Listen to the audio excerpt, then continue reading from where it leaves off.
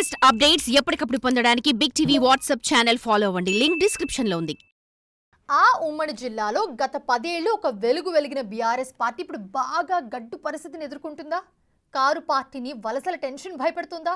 ఇప్పటికే ఉమ్మడి జిల్లాలోని 12 నియోజకవర్గాల్లో బీఆర్ఎస్ నేతలంతా మారగా ఇప్పుడు మండల జిల్లా స్థాయిలో స్థానిక సంస్థల ప్రజాప్రతినిధులు సైతం కాంగ్రెస్లో చేరడంతో కారు ఖాళీ అయిందా?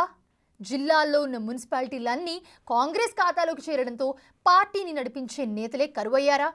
ఏం చెయ్యాలో దిక్కుతోచిన స్థితిలో ఉన్న గులాబీ బాస్ని రాబోయే స్థానిక సంస్థల ఎన్నికల మ్యాటర్ కలవరపెడుతుందా?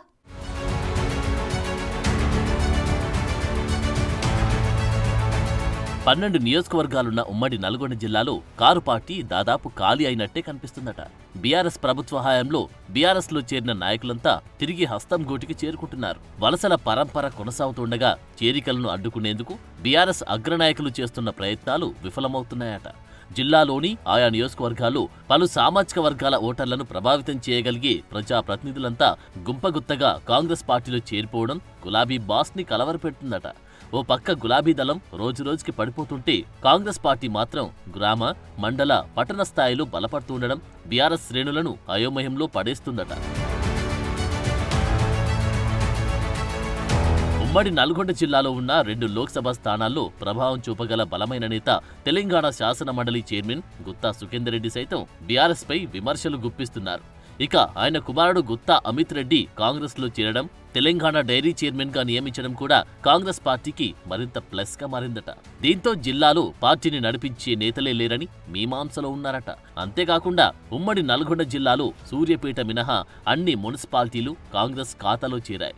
ఎంపీపీలు, జెడ్పీటీసీలు, మాజీ సర్పంచ్లతో పాటు బడా చోట లీడర్లందరూ గుంపగుత్తగా కాంగ్రెస్ కూటికి చేరిపోవడం బీఆర్ఎస్ అధినేతకు తలనొప్పిగా మారిందట.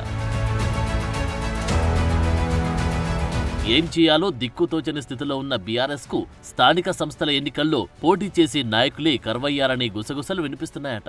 మునుగోడు, భువనగిరి, ఆలేరు, తుంగతుర్తి నియోజకవర్గాల్లోని మున్సిపాలిటీలో అవిశ్వాస తీర్మానాలతో బీఆర్ఎస్ పాలక వర్గాలను గద్దెదింపారు. ఆయా మండలాలు, గ్రామాల్లో బలమైన సామాజిక వర్గాల ముఖ్య నేతలు కాంగ్రెస్ లో చేరడంతో బీఆర్ఎస్ ను నడిపించే నేతలు కరువయ్యారట. 10 ఏళ్ల బీఆర్ఎస్ పాలన సమయంలో అన్ని పార్టీల నాయకుల రాకతో కిటకిటలాడిన బీఆర్ఎస్ పార్టీకి ఇప్పుడు కనీసం స్థానిక నాయకులే లేకుండా పోయారనే చర్చ జోరుగా జరుగుతుందట. ఒకవైపు అసెంబ్లీ, పార్లమెంట్ ఎన్నికల్లో ఘోర పరాజయం నుంచి గులాబీ బాస్ కోలుకోకముందే పార్టీలో వలసల పర్వం నడుస్తూ ఉండడం ఆందోళన కలిగిస్తుందట. అన్ని చక్కబెట్టాల్సిన ప్రతిపక్ష నేత కేసీఆర్ ఫామ్ హౌస్ కే పరిమితమవుతున్నారనే విమర్శలు మూటగట్టుకుంటున్నారు. పార్టీ కార్యక్రమాల్లో ప్రత్యక్షంగా, పరోక్షంగా ఎక్కడ కనిపించకపోవడం ఆ వాదనలు మరింత బలపరుస్తున్నాయి. ఇక వర్కింగ్ ప్రెసిడెంట్ గా ఉన్న కేటీఆర్ పార్టీ కార్యక్రమాల్లో పాల్గొంటున్నారు. అయితే వర్కింగ్ ప్రెసిడెంట్ గా ఉన్న కేటీఆర్ విఫలమయ్యారని సొంత నేతలే ఎత్తి పొడుస్తున్నారట.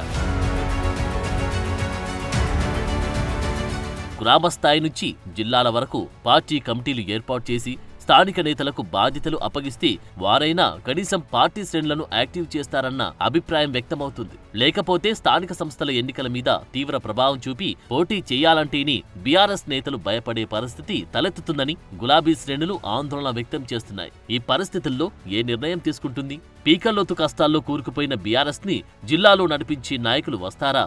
పార్టీ క్యాడర్ను యాక్టివ్ చేసే బాధ్యతను ఎవరు తీసుకుంటారని జోరుగా చర్చ జరుగుతుందట. తెలంగాణలో 2 సార్లు అధికారంలోకి వచ్చి రాష్ట్రాన్ని 10 ఏళ్లు పాలించిన బీఆర్ఎస్ గడ్డు కాలాన్ని అధిగమించేందుకు ఏం యాక్షన్ తీసుకుంటుంది? పార్టీ క్యాడర్ని మళ్లీ యాక్టివ్ చేసే బాధ్యతలను ఎవరికిస్తారు?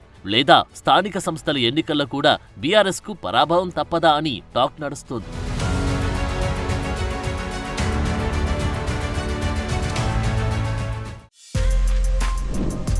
For more videos like this, subscribe Big TV channel.